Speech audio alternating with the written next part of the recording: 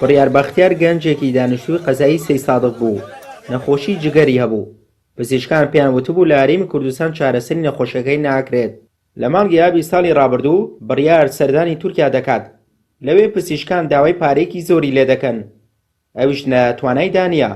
بۆیە بە ناچاری تورکیا بەجێ دێڵێت و ڕێگەی وڵاتانی ئەوروپا دەگرێتە بەر بە ئومێدی ئەوەی بێ بەرامبەر چارەسەری نەخۆشەکەی بۆ بکرێت. دوای گەشتنی بە وڵاتی ئیتالیا کە سوکارەکەی پەیوەندیان بە کوڕەکان نەماوە و دوای دوومان لە بێسەر و شوێنبوونی دوجار هەواڵی مردنی بڕیار درا بە کەسوکاری کە بەهۆی ڕووداوی هاتوچۆوە لە ئیتالیا گیانی لەدەستدا بوو.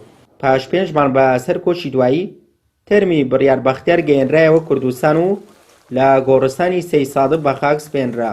چووە ئەو وێنان و لێشۆ چوو بۆ حدود لێش ئەکسی گشتی سەیارە بۆ ئیتالی 24 مانگ چوو بۆ ئیتالیا لەوێ تقریبا 24 مانگ نیوەڕۆکەی بوو گەشت بۆ ناو شارێک بوو شار نووسەلاتێک بوو تحاولی نەکرد و نەخۆش بوو کۆتۆخان وفاتی کرد.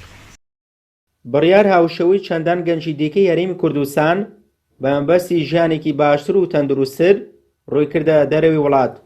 کەسوکارەکەشی واخوازن کە هاکوڕەکان کۆتا قوربانی ڕێگەیان دەران بێت و یانجان ناچار نەبن وڵات و کەسوکاری خۆیان بە ناچاری جێبێڵن.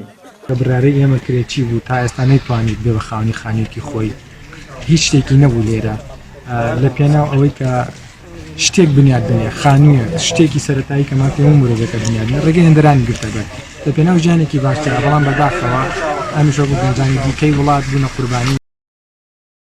بڕیار بەختیار تەمەنی 33 ساڵ و خێزاندار بوو. ڕۆژانە لە سەید سادق کاری بەقاڵی دەکرد و لە کرێشیدا ژیانی دەبردە سەر. بڕیار لە هەرێمی کوردستان زیاتر لە 7 نەشتەگەری بۆ جگەری کرابوو.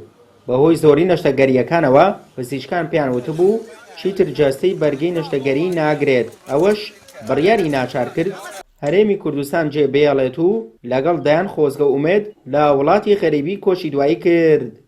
سوێ محەممەد، کەناڵی پەیام، سەید سادق.